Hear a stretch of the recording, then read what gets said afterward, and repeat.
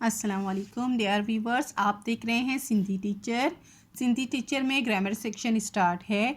Grammar क्या है, हम ग्रामर क्यों पढ़ते हैं, अकर हरुफ क्या होते हैं, इसी तरह ज़मीर, सिफ़त और ज़र्फ़ के बारे में हम पढ़ चुके हैं। ज़र्फ़ के दो इक़साम, ज़र्फ़ मकां और ज़र्फ़ ज़मा के बारे में हम पढ़ चुके हैं। आज हम पढ़ेंगे ज़र्फ़ के तीसरे इक़साम के बारे में, जिसे ज़र्फ़ तमीज़ कहते हैं और जिसे इंग्लिश में एडवर्ब ऑफ मैनर्स कहते हैं। शुरू करते हैं, बिस्मिल्लाहिर्रहमानिर्रहीम। ज़र्फ़ तमीज़, तमीज़ अल्फाज से ही आपको पता चल गया है कि ये तमीज़ करने के बारे में है, यानी कि किसी भी चीज़ में तमीज़ या इम्तियाज़ को दिखाना इस ज़र्फ़ का काम है। तो ज़र्फ़ इम्तियाज़ भी इसे कहते हैं, ज़र्फ़ तमीज़ भी कहते हैं। इसकी डेफिनेशन है, एड़ा ज़र्फ़ जेकी जुमले मां फ़ेल सिफ़त या बई ज़र्फ़ सा लगन एन उन्हनि मां रीत या कदर जे मायने निकिरे तनके ज़र्फ़ तमीज़ चइबो आहे। ऐसा ज़र्फ़ जो जुमले में फ़ेल सिफ़त या दूसरे ज़र्फ़ के साथ लगे और उसमें से रीत या कदर के मायने निकले, उसको ज़र्फ़ तमीज़ कहते हैं। रीत या कदर का मतलब होता है किसी चीज़ की वैल्यू के बारे में पता चले, उस ज़र्फ़ को ज़र्फ़ तमीज़ कहते हैं। मिसाल, मस मस जिए तिए हरू भरू आहिस्ते हो रियाँ तमाम तेज़ जल्दी डाडियाँ खूबसूरत वगैरह, इस तरह के अल्फाज इस्तेमाल होते हैं अमूमन। मस मस का मतलब होता है मरमर के, जिए तिए का मतलब होता है जैसे तैसे, हरू भरू ज़बरदस्ती कोई काम करने को कहे उसको कहते हैं। आहिस्ते आहिस्ता, हो रियाँ तमाम तेज़ जल्दी डाडियाँ खूबसूरत वगैरह, इस तरह के अल्फाज इसमें अमूमन इस्तेमाल होते हैं और इसके अलावा दूसरे अल्फाज भी होते हैं। अब मिसाल है, तकड़ो हल, यानी कि जल्दी चलो। हल का मतलब होता है चलना, जो हम चलते हैं उसको कहते हैं हल। अब तकड़ो हल, तो इसमें चलने की जो रीत है वो पता चल रही है कि किस तरह से चलना चाहिए। कोई कहता है कि आहिस्ता चलें, कोई कहते हैं नॉर्मल चलें, कोई कहते हैं तकड़ो हल। तकड़ो का मतलब होता है जल्दी चलो। तो इसमें से हमें चलने की क्या पता चल रही है, रीत मालूम हो रही है। तो ये तकड़ो अल्फाज जो है ये हो गया ज़र्फ़ तमीज़। इसी तरह तोड़ो गालाए, यानी कि कम बात करो। गालाए का मतलब होता है बात, तोड़ो का मतलब होता है कम। तो इसमें से हमें बात करने की वैल्यू का पता चल रहा है कि हमें कितना बात करना चाहिए, तोड़ा या ज़्यादा या कम। तो इसमें तोड़ो जो है ये ज़र्फ़ तमीज़ हो गया। इहो आम मिठो आहे, ये आम मीठा है। इसमें से हमें क्या आम की खासियत का पता चला कि ये आम कैसा है, मीठा है। रीत का यानी कि उसकी खासियत का, उसकी वैल्यू का पता चला। तो मिठो लफ्ज़ इसमें ज़र्फ़ तमीज़ है, ये आम मीठा है। इहो छोकरो सुठो आहे, ये लड़का अच्छा है। अब सुठो जो है ज़र्फ़ तमीज़ है, हमें लड़के के अच्छाई और बुराई का पता चला है इसमें से। घोड़ो चंगो दौड़े, तो घोड़ा अच्छा दौड़ता है। अब दौड़े, तो ये जो है फ़ेल है, इसके बारे में हम आगे बढ़ेंगे। और चंगो का मतलब होता है अच्छा, तो इसमें घोड़े की दौड़ने के बारे में पता चल रहा है कि दौड़ता कैसा है, अच्छा है बुरा दौड़ता है। तो ये चंगो का मतलब होता है अच्छा, इसमें ज़र्फ़ तमीज़ चंगो हो गया। अब आप सोच रहे होंगे कि ये चंगो, सुठो और मिठो ये जो है सिफ़त की इक़साम है, जिसे कि किसी इसम की अच्छाई और बुराई को बयान करना, वो जो है सिफ़त में आता है। लेकिन ये मैं आपको आगे बताऊंगी कि इसकी पहचान क्या है, कि ये सिफ़त में किस तरह से इस्तेमाल होते हैं और ज़र्फ़ तमीज़ में किस तरह से इस्तेमाल होते हैं।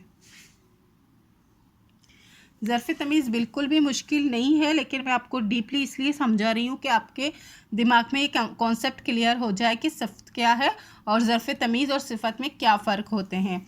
फिर से है ज़र्फ़ तमीज़, एडवर्ब ऑफ मैनर्स। ज़र्फ़ तमीज़ सिंधी बोली जे किन जुमलन मां किन लफ्ज़ कम करण जी तरीक़े दस्तूर या कदर के ज़ाहिर कन तन ज़र्फ़ तमीज़ आहे। सिंधी बोली में कुछ जुमलों में कुछ अल्फाज काम करने के तरीके, दस्तूर और कदर को ज़ाहिर करते हैं, उनको वो ज़र्फ़ तमीज़ हैं। अब है नेक्स्ट ध्यान तलबगार। अब ये जो है मतलब ध्यान तलबगार का मतलब होता है गौर करने की बात। अब इसको नोट भी कह सकते हैं, नोट डाउन करें। असां सिफ़त पढ़ण दौरान चंगो, मिठो, सुठो, आहिस्ते, ॾाढो, ॾाढी, चंगी तरह लफ्ज़ सिंधी व्याकरण मूजब सिफ़तुन आहे। हमने जो है सिफ़त पढ़ने के दौरान चंगो यानी अच्छा, मिठो मतलब मीठा, सुठो मतलब अच्छा, आहिस्ते, ॾाढो मतलब ज़्यादा, ॾाढी, इस तरह चंगी तरह के इस तरह के हम अल्फाज पढ़ चुके हैं सिफ़त पढ़ने के दौरान। ठीक है, ये अल्फाज जो है वैसे तो सिंधी ग्रामर में व्याकरण कहते हैं ग्रामर को, सिंधी ग्रामर के मुताबिक ये सिफ़तें हैं। ठीक है, अब हम इसको किस तरह से इस्तेमाल करेंगे ज़र्फ़ तमीज़ में वो आपको इसी वीडियो में बताऊंगी। नोट, जुमलन में उही लफ्ज़ मौसूफ़ जी ख़ासियत ॿुधाए उहो सिफ़त आहे। जुमले में जो लफ्ज़ मौसूफ़ की ख़ासियत बताए वो सिफ़त कहलाते हैं, वो सिफ़त होते हैं। अब मौसूफ़ कौन है? कोई इंसान हो गया, कोई जानवर हो गया, उसकी ख़ासियत को बताए तो वो सिफ़त कहलाते हैं। जुमलन में यानी कि इसम की ख़ासियत को बताएं। ठीक है, जुमलन में वही लफ्ज़ कम करन जी रीत, तरीक़े, क़दर या दस्तूर जो पतो पवे उहा ज़र्फ़ तमीज़ आहे। और जुमले में वो लफ्ज़ जो काम करने की तरीक़े, क़दर या दस्तूर को बताए वो लफ्ज़ ज़र्फ़ तमीज़ हैं। मतलब इसमें आपका कॉन्सेप्ट क्लियर हो गया कि जो सिफ़त है वो हमेशा इसम की अच्छाई और बुराई को बयान करता है, और जो ज़र्फ़ तमीज़ है वो हमेशा किसी भी काम करने के अंदाज को बयान करता है। अब नोट, एक और नोट है, सिंधी ॿोली जे जुमलनि मां ज़र्फ़ हमेशा फ़इल खां अॻे पंहिंजी जा वठंदो आहे ऐं फ़इल जे बारे मां वज़ाहत कंदो आहे। सिंधी ॿोली में यानी कि सिंधी ज़बान में जुमले में ज़र्फ़ चाहे कोई भी हो, ज़र्फ़ तमीज़ हो, ज़र्फ़ मका हो, ज़र्फ़ ज़मा हो, वो हमेशा फ़ेल से आगे यानी कि जो फ़ेल होता है उससे पहले, आगे का मतलब होता है पहले, फ़ेल से पहले अपनी जगह लेता है और फ़ेल के बारे में वजाहत करता है, यानी कि फ़ेल के बारे में वो बताता है कि फ़ेल क्या कर रहा है, कैसा है, कैसा नहीं है, वो बताता है और हमेशा फ़ेल से पहले अपनी जगह लेता है। ज़र्फ़ मिक़दार, अब ज़र्फ़ मिक़दार क्या है? ज़र्फ़ तमीज़ जो हिस्सो आहे, ज़र्फ़ तमीज़ का एक हिस्सा है। अब मैं आपको समझाऊंगी कि ये जो सुठो, छंगो, मिठो इस तरह के अल्फाज हैं वो हम सिफ़त में किस तरह से इस्तेमाल करते हैं और ज़र्फ़ तमीज़ में किस तरह से इस्तेमाल करते हैं, ताकि आपकी ये कन्फ्यूजन दूर हो जाए और आप बच्चों को भी अच्छे से समझा सकें। अब है सिफ़त तौर इस्तेमाल। सिफ़त के मुताबिक इस्तेमाल इस तरह से होते हैं, इस सेक्शन में लिखे हैं, और ज़र्फ़ तमीज़ के तौर पर इस्तेमाल ये अल्फाज इस तरह से होते हैं। अब जुमला है, छंगो घोड़ो दौड़े थो, अच्छा घोड़ा दौड़ता है। अब छंगो ने अच्छा है और इसने किसकी तारीफ़ की? घोड़े की तारीफ़ की कि अच्छा घोड़ा दौड़ता है, मतलब अच्छा घोड़ा सिर्फ दौड़ता है। अब इसके काम की तारीफ़ नहीं की गई है, घोड़े की तारीफ़ की गई है कि अच्छा घोड़ा दौड़ता है। अब इसमें देखें, घोड़ो छंगो दौड़े तो घोड़ा अच्छा दौड़ता है, इसमें क्या हो गए? घोड़े की तारीफ़ की गई है कि अच्छा घोड़ा, और इसमें क्या है? तारीफ़ की गई है काम की कि घोड़ो छंगो दौड़े तो घोड़ा अच्छा दौड़ता है, दौड़ने की तारीफ़ की गई है। तो ये हो गया फ़ेल और ये हो गया ज़र्फ़ तमीज़, और घोड़ो तो इसम ही है। और एक बात आपने पीछे पढ़ा था कि जो है ज़र्फ़ तमीज़ हमेशा फ़ेल से आगे अपनी जगह लेता है, जैसे कि ये फ़ेल है, इससे पहले इसने अपनी जगह ली है, और सिफ़त हमेशा इसम से पहले अपनी जगह लेता है। अब घोड़ो इसम है, इससे पहले अपनी जगह लेता है। ठीक है, आपको समझ आ रही है कि जो सिफ़त होता है, ज़र्फ़ तमीज़ होता है या कोई भी ज़र्फ़ होता है, वो फ़ेल से पहले अपनी जगह लेता है इसम के बाद, और जो सिफ़त होता है वो हमेशा इसम से पहले अपनी जगह लेता है। इहो मिठो अम्ब आहे। अब इसमें अम्ब क्या है? किसी भी जगह, चीज़ या जानदार का नाम जो होता है वो इसम होता है, तो अम्ब क्या है? इसमें इसम है। ठीक है, घोड़ो भी इसमें इसम है। अब सिफ़त ने मिठो सिफ़त है, इसने कहाँ जगह ली? इसने हमेशा सिफत से पहले अपनी जगह लेनी है। इहो मिठो अम्ब आहे, ये मीठा आम है। इसने आम की तारीफ़ की कि ये आम मीठा है। अब आप इसमें देखेंगे, इहो अम्ब मिठो आहे, ये अम्ब मीठा है, इसमें भी यही है, लेकिन उसने पहले तारीफ़ की है, बाद में जो है इस इसम को ज़ाहिर किया है।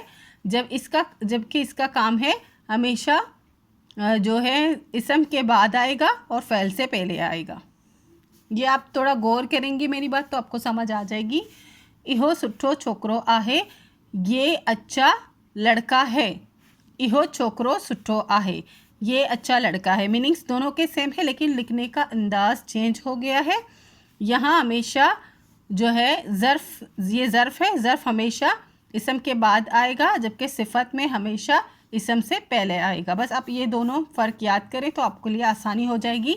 अगर आपको कोई भी जुमला दिया गया है तो आप इसमें से ज़र्फ़ तमीज़ और सिफत दोनों आसानी से पहचान सकते हैं कि किस में ज़र्फ़ तमीज़ है और किस में सिफत है। ठीक है, उम्मीद है आपको अच्छे से समझ आ गई होगी। ज़र्फ़ मिक़दार, अब ज़र्फ़ मिक़दार क्या है? ये ज़र्फ़ तमीज़ की एक किस्म है। वैसे अमूमन इसको एक साथ ही पढ़ते हैं, लेकिन मैं आपको क्लियरली बता रही हूँ ताकि आपका सारे कन्फ्यूजन दूर हो जाए।